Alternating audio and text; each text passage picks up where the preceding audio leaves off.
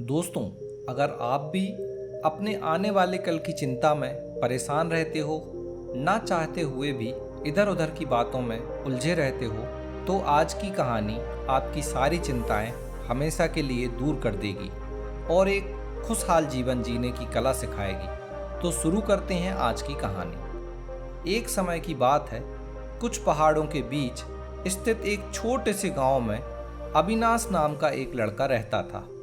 वह स्वभाव से बहुत उदार था और ईश्वर से डरने वाला लड़का था। वह अपना ज़्यादातर समय ईश्वर की भक्ति में बिताता था, लेकिन एक आदत उसकी बहुत ही बुरी थी और वो थी चिंतित रहने की। इसी वजह से गांव के लोग अविनाश के बारे में कहते थे कि हमारे गांव में चिंता का दूसरा नाम अविनाश है, क्योंकि वह चिंता के अलावा कुछ नहीं करता था। कभी सोचता कि अगर उसके माता पिता की मृत्यु हो गई तो उसके बाद वह क्या करेगा, वह कहाँ जाएगा और उसे कौन खिलाएगा। वह अपना समय फालतू और नकारात्मक चीज़ों के बारे में सोचने में ही व्यतीत कर देता था। समय के साथ अविनाश का दिमाग इस तरह की मूर्खतापूर्ण बातों से भर गया था, इसलिए वह दिन भर दुखी रहने लगा। उसके गांव के लोग भी उसकी आदत के कारण जब भी अविनाश को अपने रास्ते में पाते तो वहां से रास्ता बदल लेते। अब अविनाश बहुत अकेला पड़ गया था और अपना समय बिताने के लिए वह एक बड़ी नदी के पास एक पेड़ के नीचे अकेला बैठा रहता था। एक दिन अविनाश का दोस्त उसी नदी के पास से गुजर रहा था। तभी उसकी नज़र अविनाश पर पड़ी। वह अकेला नदी के पास बैठा कुछ सोच रहा था। दोस्त ने पूछा, क्या हुआ है, यहाँ अकेले क्यों बैठा है? तब अविनाश ने अपने दोस्त को उसकी बहुत अधिक चिंता करने और ज़्यादा सोचने की आदत के बारे में बताया। दोस्त ने कहा, मेरे गांव के पास एक मठ है जहाँ पर एक बहुत महान जैन भिक्षु रहते हैं। कहते हैं कि उनके पास सभी समस्याओं का हल है। चलो मैं तुम्हें उनके पास लेकर चलता हूँ। अविनाश ने अपने दोस्त की बात मान ली और मठ की तरफ चल दिए। मठ तक जाने का रास्ता बहुत कठिन था, लेकिन दोनों दोस्त जैसे तैसे करके मठ तक पहुँच गए। वहाँ पहुँचने पर महान जैन भिक्षु से मुलाकात भी हो गई।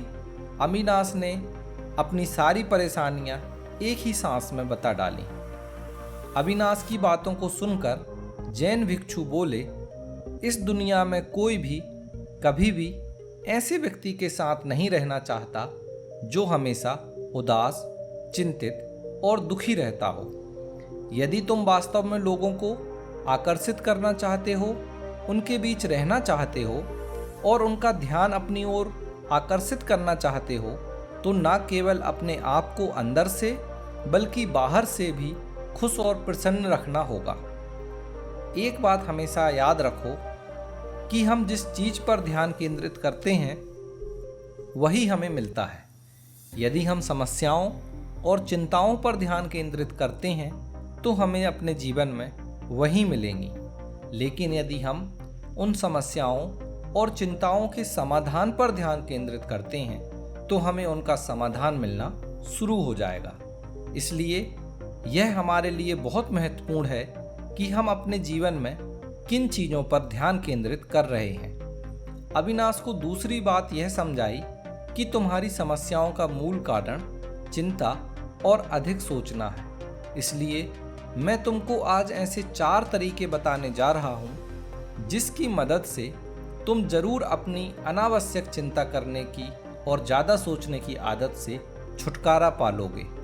सबसे पहले तरीके में जैन भिक्षु ने अविनाश को कहा कि कभी भी बेमतलब की बातों का, नकारात्मक विचारों का बोझ नहीं लेना चाहिए, क्योंकि ये सब कभी तुम्हारे काम नहीं आएंगी, बल्कि तुम्हारे मन और आत्मा की शांति को नष्ट कर देंगी। जो हो गया उसे भूल जाओ।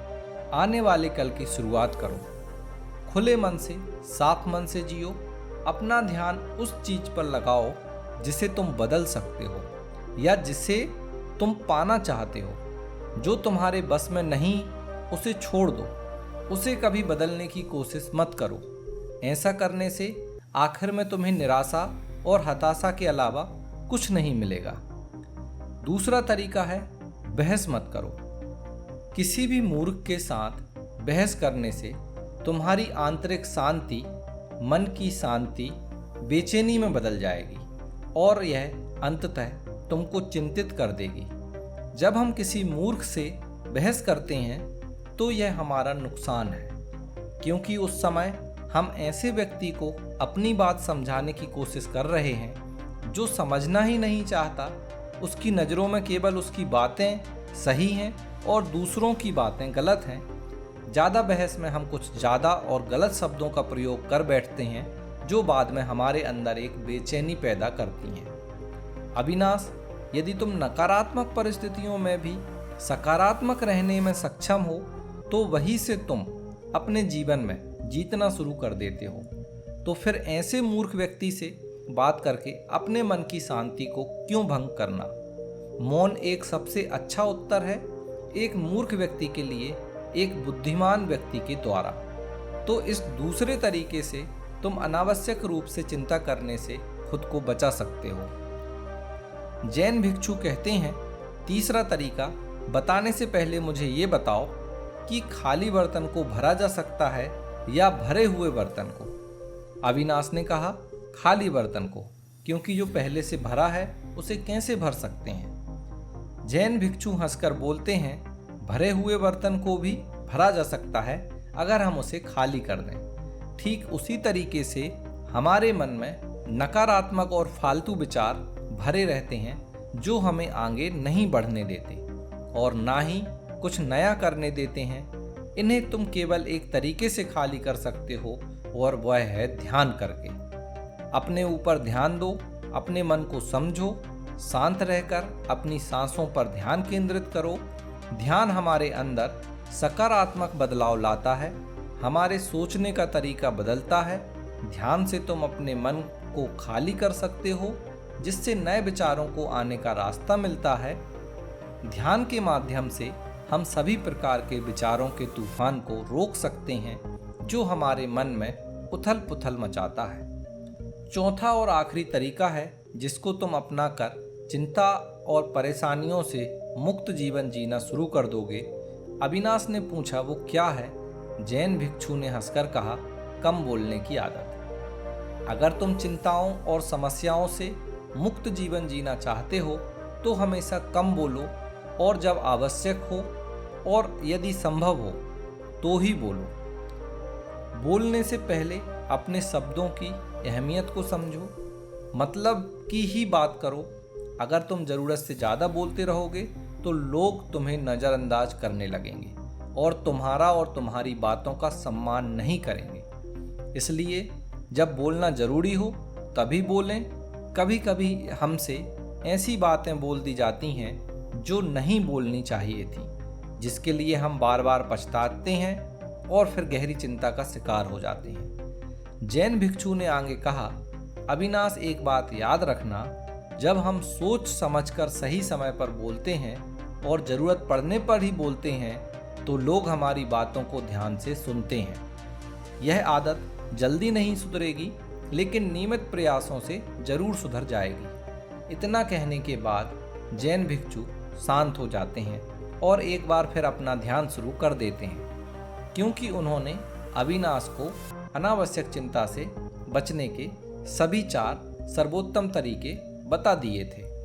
अविनाश को अब समझ में आ गया था कि जैन भिक्षु के अंतिम शब्दों में सबसे बड़ा ज्ञान उसे मिल चुका है।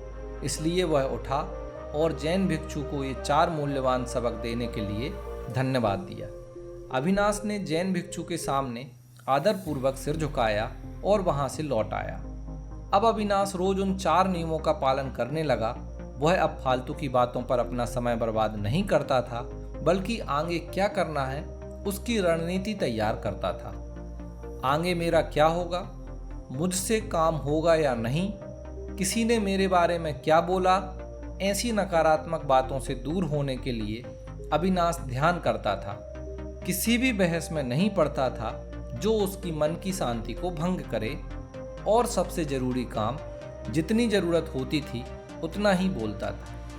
यह सब बदलाव गांव वाले अविनाश के अंदर देखने लगे, और अविनाश अब पहले से ज़्यादा खुश रहता था। इसलिए अब हर कोई अविनाश के साथ बात करना चाहता था। जैन भिक्षु के ज्ञान की मदद से अविनाश ने अपना जीवन पूरी तरह से बदल लिया। दोस्तों, हम भी ऐसी मानसिकता बना सकते हैं जहां चिंता और अधिक सोचने के लिए कोई जगह नहीं हो। हर उस चीज़ को एक तरफ रख दें जो हमें चिंतित और दुखी करती है। चिंताओं पर ध्यान केंद्रित ना करें, उसके समाधान पर ध्यान केंद्रित करें, और फिर देखें कि कैसे बड़े बदलाव आपके जीवन में आने लगते हैं। आशा है कि आपको यह प्रेरक कहानी पसंद आएगी। अगर आपको यह कहानी पसंद आई हो तो एक लाइक करना ना भूलें।